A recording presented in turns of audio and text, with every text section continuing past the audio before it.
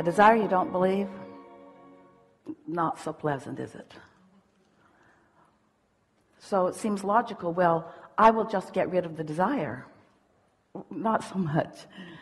Because once life has caused you to identify a desire, that's a strong momentum.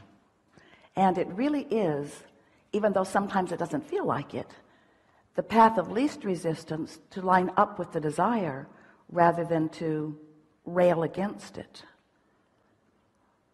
What we want to encourage in these hours that we are together is an understanding of how you be in this universe.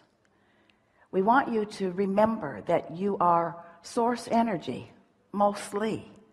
Even though you're in this physical body, the non-physical part of you is still dominant.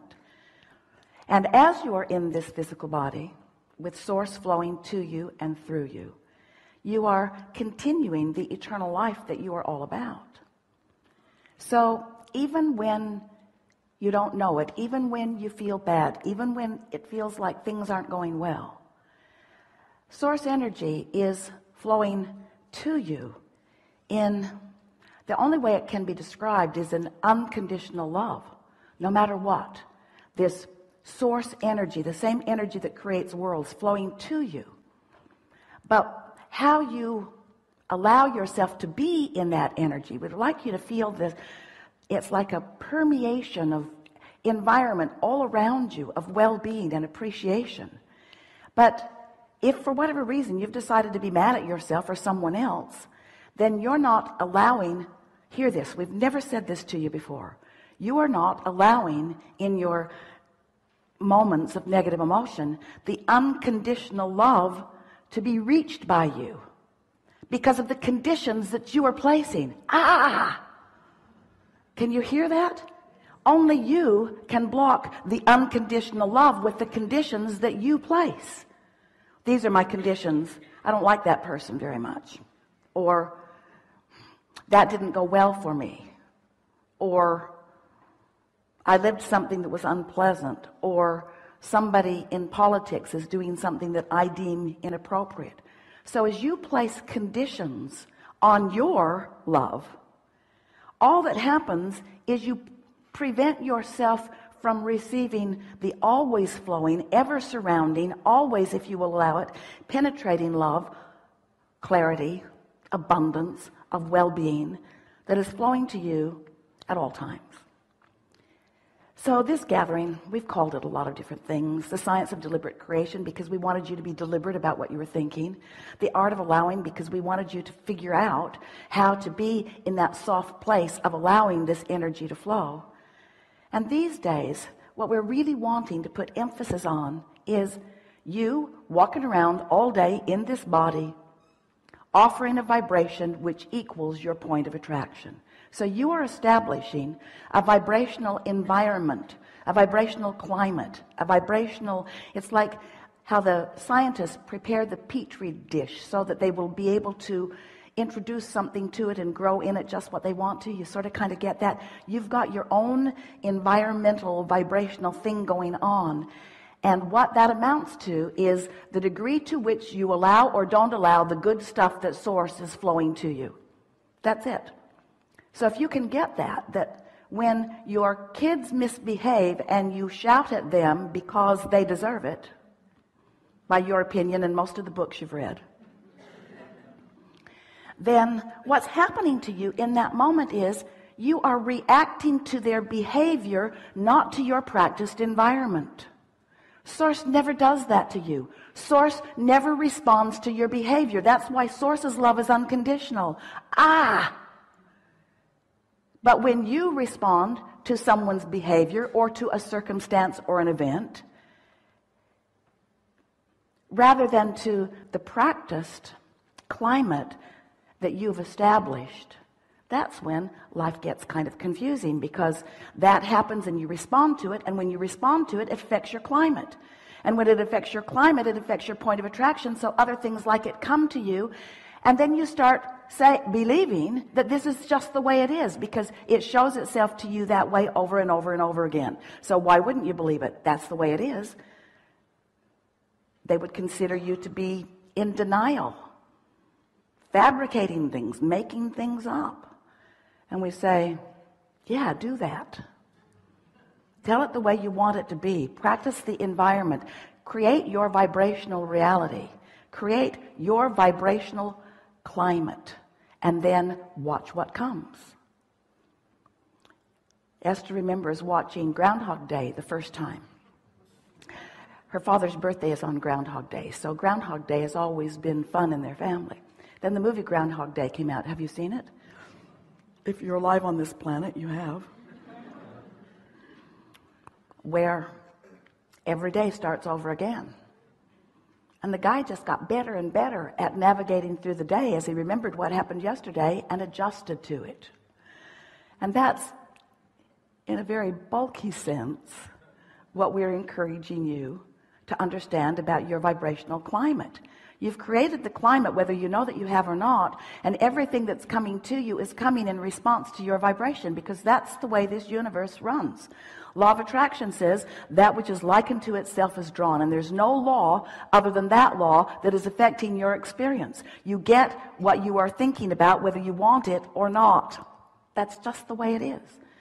So what you've practiced to be your vibrational countenance relative to money, relative to relationships, relative to home or business or life, relative to every subject in the world, what you've practiced yourself into thought about equals your vibrational environment, and then the universe, the world, the people around you, the circumstances and events, they can only show you what you've created.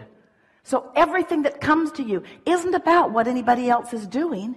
It's about what you've got going on vibrationally. And of course, we acknowledge what you've got going on vibrationally is a lot about what you're observing out there, because you're often letting what you're observing out there affect what you're doing here. But you don't have to. There's this momentum thing that happens, though. Once it gets going, it's just easier to let it go that way, because it's difficult to turn it around. So we want to talk about momentum. We want to talk about deciding how you want to feel. We want to show you how to get this vibrational climate around yourself in an attitude that you'll like what flows into it. Because when you're in this vibrational place that is in sync with who you really are, your emotions raise from pure satisfaction to true passion and enthusiasm for life. You feel clear and sure and interested in life.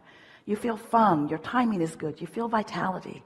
Everything about your world feels good to you once you deliberately prepare your vibrational environment to be the receiver of the things that it must receive, because law of attraction will not give to you something that you have not practiced. We always like to put this analogy in early in our conversations with you. Sometimes it is as if you are saying to us, Abraham, I've jumped out of an airplane and I don't have a parachute. Would you please advise me as what to do now? And we always say, hang on, it will be over in a little while. Because there is a momentum at that stage that there is not likely an action that you're going to find that is going to dramatically change the outcome, because you waited too long before you addressed it. You let the momentum get going too far. Well, no big deal. The momentum will peter out. And when you sleep tonight, the momentum will stop altogether. And in the morning when you awaken, you have the option of beginning your momentum in a way that creates a vibrational atmosphere that you will like what comes to it. So since we've been talking like this, Esther has been thinking a lot about creating her vibrational atmosphere. And she's saying to herself often, and it will serve you well too, I want to respond to what's happening out there in the world, or happening to me, happening anywhere that I'm involved with it or observing it. I want to respond from this practiced place of alignment, not from this reactionary place. And really that's what the art of allowing is all about. It's deciding how you want to feel. It's understanding that you are extensions of source. It's understanding the way source always bees with you.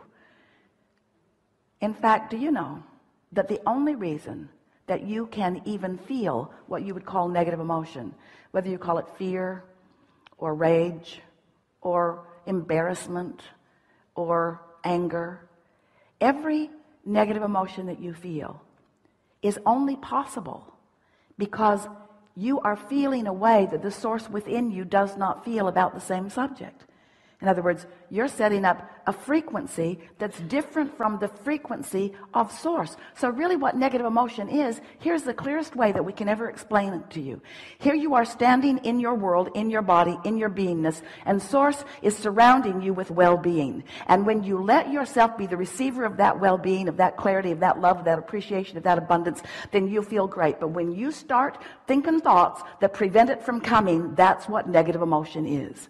It's your resistance to the natural well-being, to the unconditional love, to the unconditional prosperity, to the unconditional clarity that is flowing your way all day, every day, if you will figure out some way to let it in. So that's what we want to help you do. Figure out ways to let it in.